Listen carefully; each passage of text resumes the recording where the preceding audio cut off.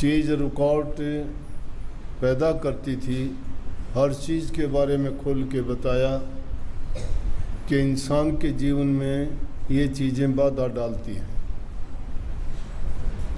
मैंने एक नहीं कहा न, व्यक्तिगत जीवन की भी कही, पारिवारिक जीवन से संबंधित भी हैं, सामाजिक समाज में रहते हुए दायित्वों के बारे में भी है, और फिर सबसे उत्तम बात जो काम है उस पर बात कही कि नर चेत गुमानी। एक ही लाइन की व्याख्या करें तो भी बहुत है। कबीर साहब विद्वानों के विद्वान थे, दार्शनिकों के दार्शनिक थे, संतों में परम संत थे, इसीलिए उनको कुल मालिक का अवतार कहा जाता है। वाणी की उनकी व्याख्या करना कोई बच्चों का खेल नहीं, लेकिन जो भी उनने बात कही इतनी मार्मिक और इतनी गहरी बात है कि उसके अर्थ भी समझ लिए जाएं तो भी हमारा जीवन बन सकता है। उसने कहा कि नरचेत गुमानी माया ना संग चले। इंसान को तो गुमानी बता दिया। इंसान अगर सही रास्ते से भटकता है तो क्यों भटकता है, उसका मुख्य रोग बता दिया, अभिमान, गरूर, अहंकार, गुमान। ये पर्यायवाची हैं, एक ही चीज़ के नाम हैं। वो गुमान, अभिमान या जो उसको अहंकार, ये सब चीज़ें हैं क्या, एक चीज़ से संबंधित नहीं है। किसी को ऊंचे कुल का अहंकार है, किसी को धन का अहंकार है, किसी को बल का अहंकार है, किसी को जाति का अहंकार है, किसी को अपने पद प्रतिष्ठा का अभिमान है। तो ये तो उन सब के लिए कॉमन बात कह दी कि तुम अभिमानी हो। उसमें ज़रूरी नहीं कि धनवान ही हो, गरीब से गरीब आदमी भी अभिमानी है। क्यों मैं किसी की बात सुनूं? बुद्धि का अभिमान है, मेरे से ज़्यादा कौन जानता है, अभिमान है, गुमानी है वो भी, ये ना सोचना। लेकिन सबसे बड़े मूर्ख उनको मान लिया कि अभिमान में पड़ के तुम जिस चीज़ को बड़ा मानते हो, दुनिया में निश्चित रूप से क्या चीज़ बड़ी है? माया। और माया की परिभाषा ये परिभाषा नहीं है जो हम मानते हैं, लेकिन यहाँ कबीर साहब ने उसी माया की तरफ इशारा किया है। ये माया क्या है? माया का अगर सही मायने में अर्थ लेते हो तो किसी चीज़ में किसी चीज़ का होना ही माया है। इंसान में इंसानियत, उसका बल, पौरुष, बुद्धि, ज्ञान, सब चीज़ का होना माया है। चार पैसे धोर पास होना भी माया है, बल ताकत होना वो भी माया है, जो काम अपने आप में जो काम करते हो होते हैं वो भी माया है, जो रचना का खेल है ये भी सब माया है। और ऊंची माया जो दुनियादारों ने कहा, उन पैसों को माया कहते हैं। माया ये बात नहीं है कि माया कुछ भी नहीं है, माया के बिना काम नहीं चलता है, लेकिन वो यहीं रहेगी। ये कहिए कि ते संग नहीं चलेगी, ये नहीं कहा कि तू माया को छोड़ दे, त्याग दे। और वाणियों में कही होगी कि उनका संग्रह ना कर, लेकिन इस वाणी में ये कहा, अरे नर गुमानी, ये सोच ले ये माया तेरे संग नहीं जाने वाली, क्योंकि इंसान इसी चीज़ के पीछे अंधा होके भागता है। एक बार विष्णु भगवान की लक्ष्मी जी की इस बात पे जिद लगी। लक्ष्मी कहने लगे मेरे भगत बड़े हैं। विष्णु भगवान बोले मेरे भगत बड़े हैं, तेरे क्या बड़े हैं? बोला अच्छा आजमा के देख ली। बोला ठीक है। विष्णु भगवान आए, साधु का भेष बनाया, सिद्ध महात्मा, घूमते हुए गांव से निकले। गांव का बड़ा आदमी था, चौधरी आदमी, पैसे वाला, धन दौलत वाला, विचार भी अच्छे, भगवत प्रेमी था, भक्तों में संतों में आस्था थी। देख के महात्मा को चरण लिए, क्योंकि विष्णु भगवान खुद रूप धर के आए थे तो रूप भी बड़ा तेजवान था, देखने में भी बड़े यूं लगते थे, अट्रैक्शन था, खिंचाव था। और कहने लगे जी महात्मा जी कहाँ जा रहे हो? बोले भाई महात्माओं का क्या जाना आना, जहाँ कहीं भी रुक जाएंगे वहीं रुक जाएंगे। बोले आज की रात हमारे यहाँ रुक लो। बोले भाई आज की रात का काम नहीं है, मन तो चौमासा करना है, 4 महीने रुकूंगा जहाँ रुकूंगा, और एक बार जहाँ रुक गया मैं जाऊँगा नहीं। 4 महीने तक अपना भगवान भक्ति करनी, सत्संग करना, विचार गोष्ठी करनी, भक्तों को उपदेश करना, और फालतू समय में अपनी समाधि में रहना, ये तो मंजूर हो तो मैं चलूँ। ओहो हो धन्य हो गए, हमारे घर चलो, बहुत बड़ा मकान है, उसी में रहना, खुला है, किसी का उसमें लेना देना नहीं, सब आपका इंतज़ाम कर देंगे, सारा काम करना,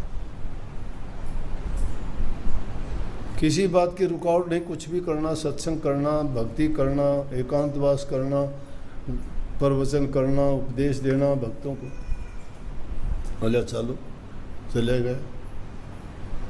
हो गए कुछ दिन रहते हुए, लक्ष्मी ने देखा कि कहाँ गए। ढूंढते ढूंढते देखा कि फलाना गांव में महात्मा बने बैठे हैं, वो भी अपने, उसने भी महात्मा का रूप बना लिया, भगतनी का रूप बना के जोड़ी ली अपने बगल में और चल दी, घूमती घुमाती उसी गांव में पहुंच गई। जाके उसी के बारने के आगे बैठ गई, दरवाजे के पास। दरवाजे के पास में बैठी हुई देख के वो आया बाहर। बोला भगतनी यहाँ कैसे? भाई चलते मुसाफिर हैं, रुक गए यहाँ 2 मिनट के लिए, प्यास लगी है, पानी मिलेगा? बोले हाँ लेके आता हूँ पानी, बैठो। वो भी बड़ी रूपवान, एक तो स्त्री जाति, भगतनी का रूप, दिव्य शक्ति देख के वो भी हैरान हो गया कि महात्मा तो थे, वो थे कम, ये भी नहीं है। उसको क्या पता विष्णु भगवान की पत्नी है लक्ष्मी जी। पानी लेके आए, बोला ये लो। बोला रुक रुक, ऐसे नहीं लेती मैं पानी। तो बोला मैं अपने बर्तन में पानी पीती। थैले में से चांदी का गिलास निकाला, पानी पिया और पानी पी के गिलास छोड़ दिया।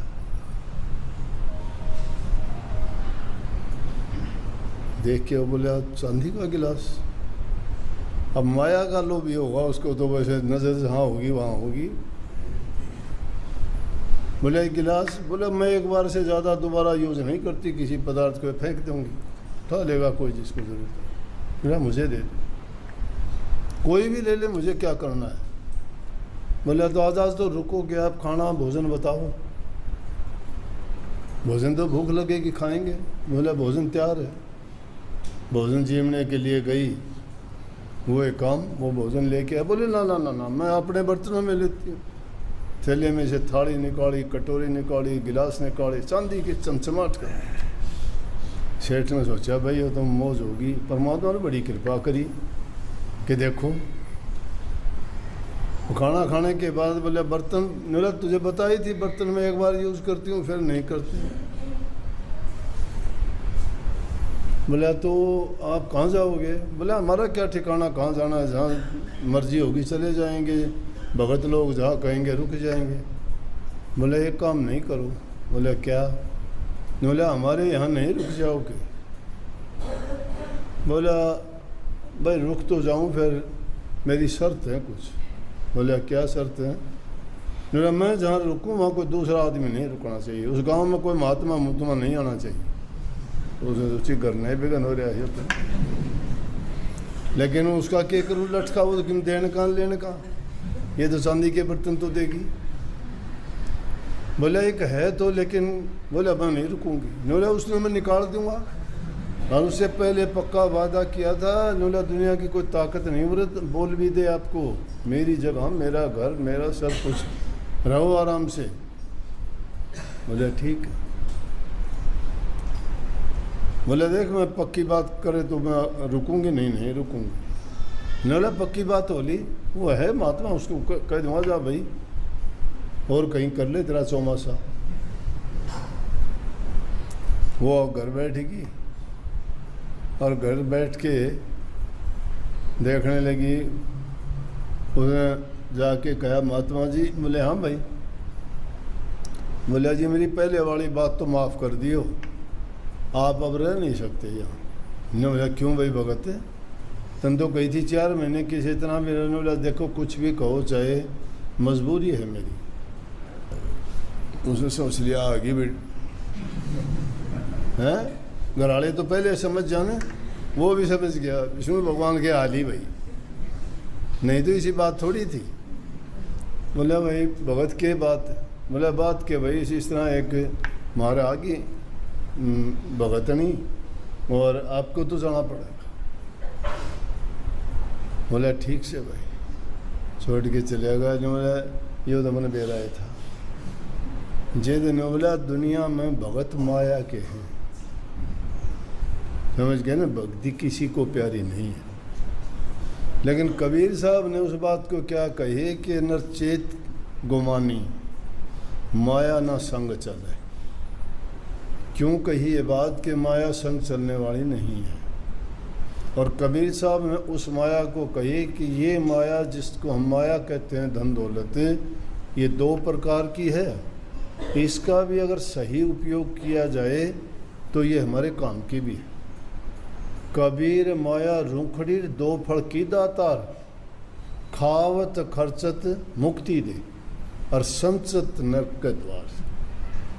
कि ये कबीर माया रूखड़ी, रूखड़ी कहते पेड़ को, रूख को, कि ऐसा पेड़ है माया, ये 2 फल देने वाली है। अगर इसको कोई खाता खर्चता है ना तो मुक्ति द्वार को जाता है। अगर उसका संचय और संग्रह करता है ना तो वो नरकों में जाता है, डूब जाता है। नरक के द्वार का मतलब क्यों, अगर नहीं खर्च करता या खर्च गलत काम में करता है तो वो आदमी या माया उसको लेके बैठ जाती है। लेकिन इसी माया को अगर वो नेक काम में लगाता है, भूखे गरीब को देता है, ज़रूरतमंद की मदद करता है, जिसको भी हालत जिसकी पत्नी और उसकी इस माया से उसने उसकी मदद कर दी, तो साथ ले जाने की बजाय अगर छोड़ के जाएगा तो मिट्टी है। यहाँ अगर उसने नेक काम में खर्च की है तो यूँ समझो उसने बैंक में जमा कर लिया, उसका परिणाम उसको अच्छा मिलेगा। तो इसलिए कही कि कबीर वो माया 2 तरह की है, लेकिन इस माया से कोई गुरु भक्त ही बच सकता, हर एक के बचने की बात नहीं है। इसकी चमक और दमक ऐसी है, जिस प्रकार से उस साधु को घर से निकलवा दिया ना, ये माया लेके बैठ जाती है, डूब जाती है। इंसान के सभी अच्छे गुणों को ये धराशायी कर देती है 2 मिनट में, क्योंकि इसके काबू में सारी चीज़ हैं। मन को डबो देती है, 1 सेकंड में लोभ में आ जाएगा, लालच में आ जाएगा, अहंकार में आ जाएगा। कोई इच्छा और तृष्णा ऐसी पैदा कर देगी कि हाय मेरे पास तो ये होना चाहिए, वो होगा नहीं। होगा कैसे? होगा उद्यम से और कर्म से और मेहनत से। जो मेहनत उद्यम और कर्म करता है वो इंसान कुछ भी कर ले अपना, बिना कमाए उसके बाद में सुख मिलता है, कमाता है सुख बाद में मिलता है। कष्ट शुरू में उठाना पड़ता है, कर्म कोई भी हो, चाहे दुनियादारी का कर्म करते हो, कमाई के लिए, माया के लिए, धन के लिए, परिवार के लिए, तो भी आपको उसका सुख टाइम व्यतीत होने के बाद मिलेगा। इसी प्रकार से भक्ति रूपी भी जो कमाई की जाएगी वो भी बाद में मिलेगी।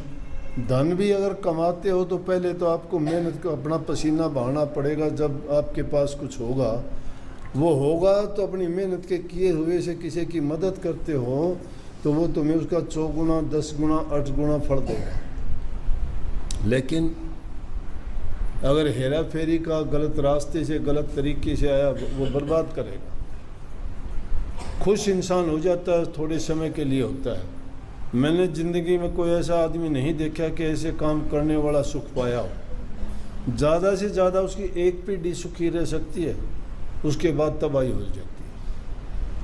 तबाही क्यों हो जाए? इसलिए संतों ने, महापुरुषों ने ये कही है कि अपने बच्चों को धन ना दो, उनको अच्छी शिक्षा दो, उनको काम करने का सलीका समझाओ, उनको उद्यम करने और मेहनत करने के लिए प्रेरित करो।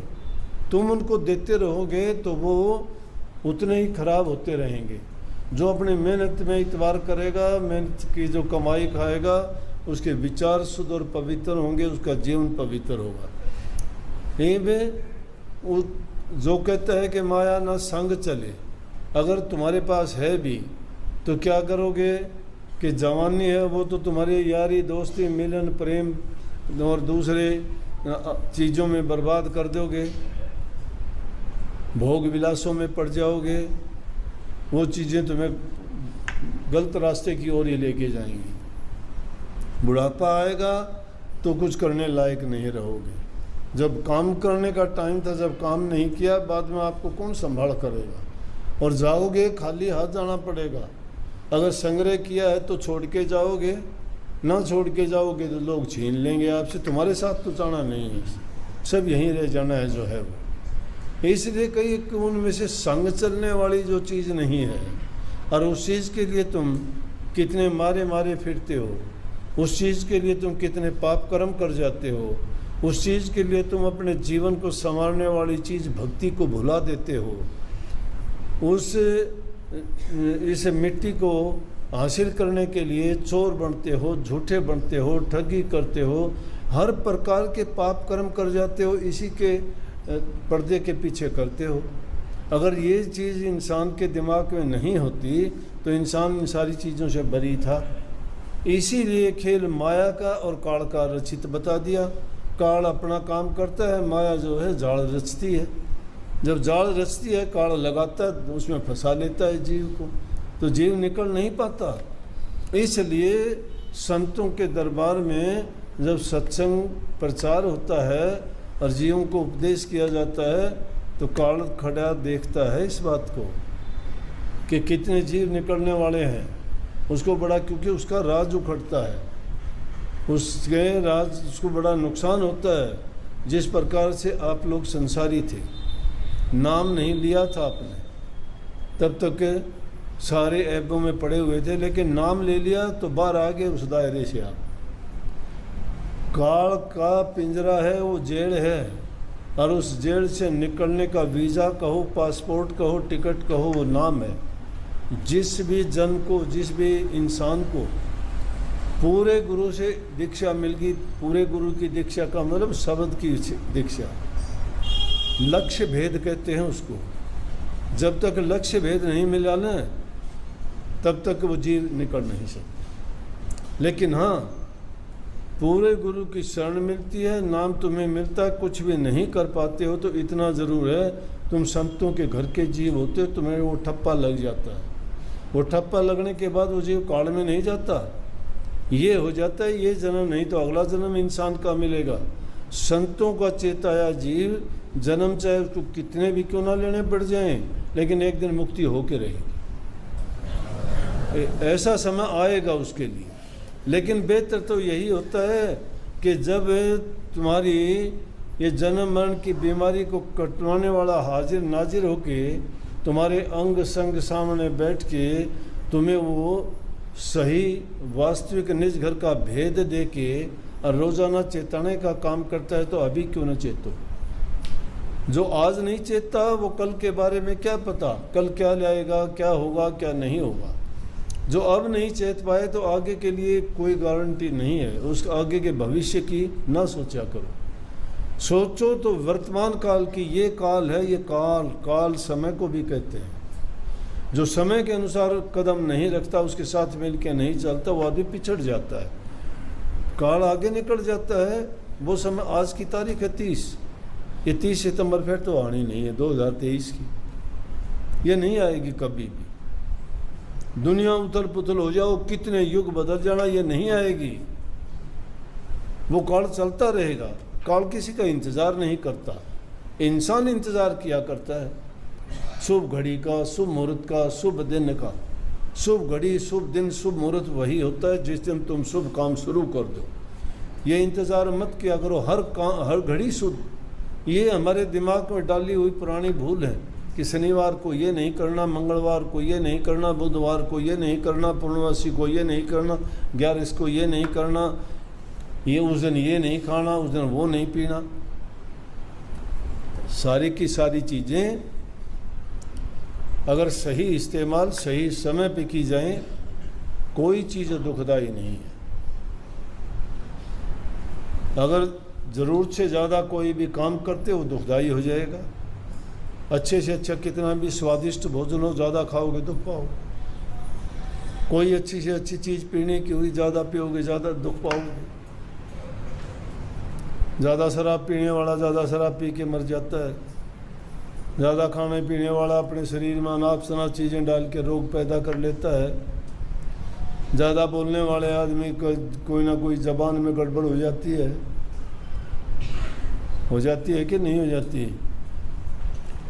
तो हर चीज़ को संभाल के रखो। परमात्मा के द्वारा दिया गया ये इंसान का तोहफा, जो स्वयं समझने वाला और स्वयं के लिए करने वाला और स्वयं ही उसको बिगाड़ने सुधारने वाला है, इससे अच्छा अवसर कोई नहीं हो सकता।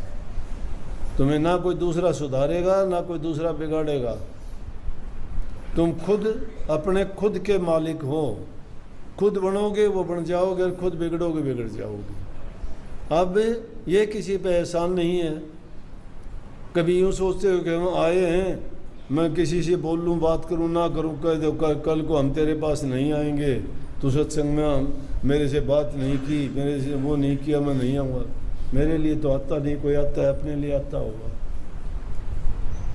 जाओगे तुम अपने आप चले जाओगे, मुझे तो साथ लेके नहीं जाओगे।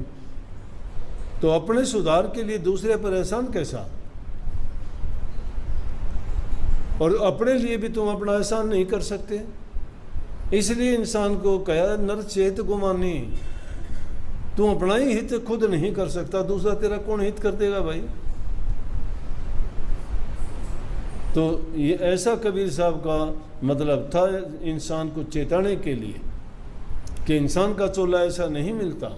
लेकिन वह याद की बातों में और बेजरूरत की चीज़ों में पड़ के तूने गुमान कर लिया, उस गुमान के सहारे तू जीवन बिताता है। ये तेरे साथ नहीं जाना, कुछ भी सब यहीं रह जाना है। यहाँ रहते हुए उन चीज़ों का उपयोग सही कर, टाइम पर कर, तो तेरा यहाँ भी सही रहेगा और जाएगा तो भी सुखाला जाएगा। सबको बहुत बहुत आशीर्वाद।